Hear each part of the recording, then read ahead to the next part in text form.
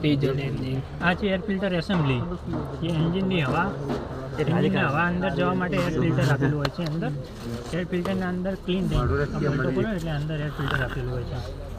એ અંદર આપણે સર્વિસના અંદર ચાલુ જશે કામ ત્યાં પણ જોઈ લઈશું. બીજું છે આ કુલન્ટ. એન્જિનને ઠંડુ રાખવા માટે કુલન્ટનો ઉપયોગ થાય છે. પાણી જ આવે કુલન્ટ આવે છે પણ અલગ પ્રકારનું આવે છે. 40 જેમ 60ના અંદર આપણે ટાટાના અંદર એ પ્રકારનું વિભાજન કરેલું હોય છે. 40% પાણી હોય છે અને 40% લિક્વિડ હોય છે એ ટાઈપનું. આ છે પાવર સ્ટેરિંગ ઓઇલ. જે સ્ટેરિંગને પાવર સ્ટેરિંગ નથી આવતા એના માટે ઓઇલ છે. પાવર સ્ટેરિંગ પંપ પણ હોય છે. આ છે ડીઝલ ફિલ્ટર. ડીઝલ ક્લીન થઈને એન્જિનના અંદર આવે.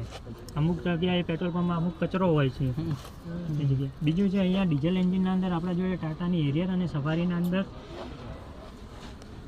ડેફ આવે છે. ડેફ DEF ડીઝલ એક્સોટ ફ્લુઇડ આવે છે.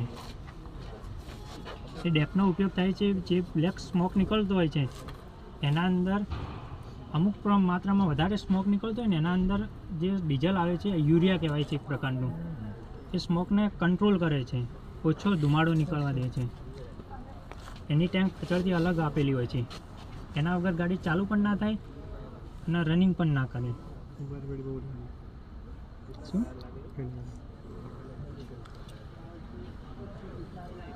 બીજું આ બાજુ ગિયર બોક્સ પણ હોય છે. આની અંદર બેટરી છે. બ્રેક ઓઇલ એના અંદર અહીંયા આપેલું છે.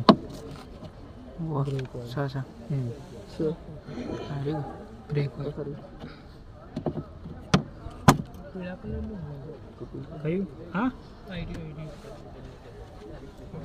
હા ઓઇલ છે. બ્રેક ઓઇલ મિકેનિકલ ભાષામાં શું કહેવાય આને? ડિસ્ટ્રિક્ટ કહેવાય આને. ઓઇલ ગેજ પણ કહેવાય ને અને ડિસ્ટ્રિક્ટ પણ કહેવાય. એન્જિન હા એથી ગેજ ચેક થાય. આના અંદર 5 લીટર ઓઇલ આવે. આ 2200 સીસીનું એન્જિન છે. 2200 જે અંદર બ્લોક અને હેડના વચ્ચે જે ડીઝલ અને એરનું જે પ્રવાહ ભેગો થાય ને એના પ્રમાણે નક્કી કરવામાં આવે અહીંયા.